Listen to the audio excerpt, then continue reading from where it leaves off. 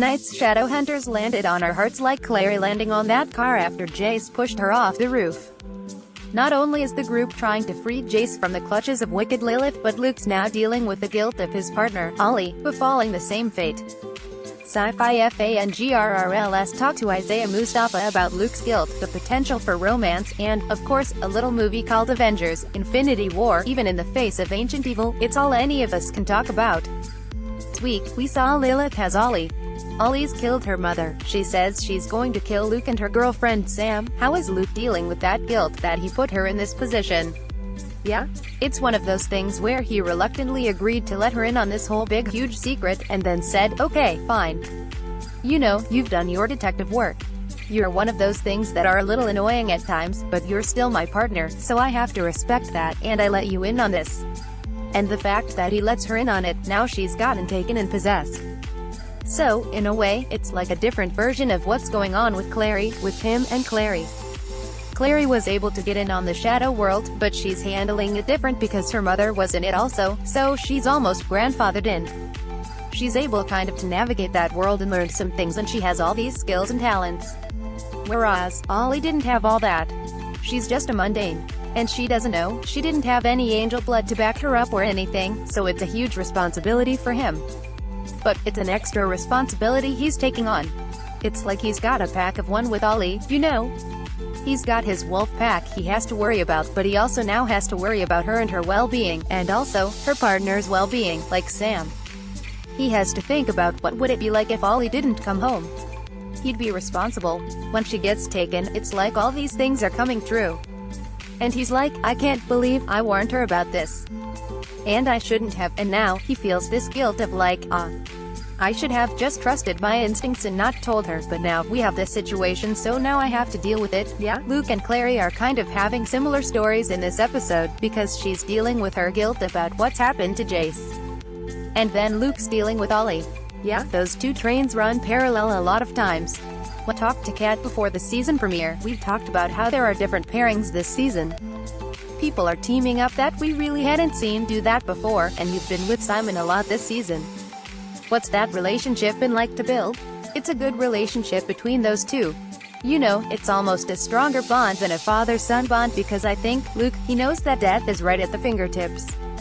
It can happen at any time because Simon's got this new thing going on, right? So we have to kind of coach him through that and be like, listen, you're a vampire, and you're a daylighter, but just be careful, you gotta watch out, things happened quickly and before you know it, you could find yourself on the wrong end of a dagger or something.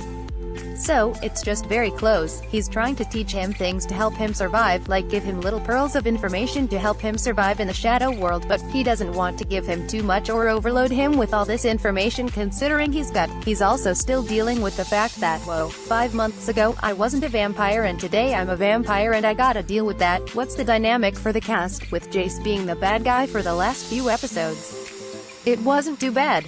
It was kinda fun for Dom, I suppose. He seemed to really get into the owl. I think he kinda liked it. It's interesting because we normally had a villain who was a villain to start with, you know, someone who wasn't one of our own, so having Jace as the villain, you have to take a little more care in how you approach fighting that because you don't want to hurt the person inside. Last week we got kind of a glimpse of maybe some romance in the future with Luke and Maurice. Will we see that develop? Yeah, they definitely have a good foundation. I think what you saw in Season 3, Episode 6, A Window into an Empty Room, was because they had some history. As far as the show, what people have seen, she's pretty much kicked him out of the Institute every time he was in there, and going back further, in the circle, they are completely at odds. When they were younger, they competed a lot. So they've had this kind of contemptuous relationship that, yes, you could call it a friendship in the beginning, but then it became this intense rivalry. Now the playing field is evened. Let's get all the bad energy and the bad stuff behind us and let's just move forward and wipe the slate clean and say, alright, from here on out, because I know what you're going through, Luke was saying, because I know what you're going through, I just want to be able to offer you assistance, and let you know that, you're not alone and we are both different people than from what we were when we were put in the circle, and if you need help, I'm here for you. Now, one thing that's less Shadowhunters related, but I know that you're into comics. What are you reading right now? Oh man, I just saw Infinity War last night. Whoa, the movie's awesome. So, literally last night, it was probably 1 in the morning because I saw the 10:50 showing. I was thinking, that was literally a comic book on screen. Everything in that was such a comic frame, like all the stories and how they put it together, and I thought, I kinda want to go back and read that. Like and see maybe Infinity Gauntlet and see what that was all about. I remember when I was like, this was like back in what, 91 to 92. I believe that's when it was. I was in high school. I remember that was like a big thing, the Infinity Gauntlet. I think I'm gonna go back and check that out. If you could play a superhero, who would it be? Man, there are so many good superheroes out there, it's such a tough question. I always feel like by saying, I wanna play this guy, then the casting department is like, let's not cast him as this guy, so I'm gonna choose someone who is not someone I'd actually like to play. Laughs, but I wouldn't mind playing a supervillain, to tell you the truth. I think that would be more fun.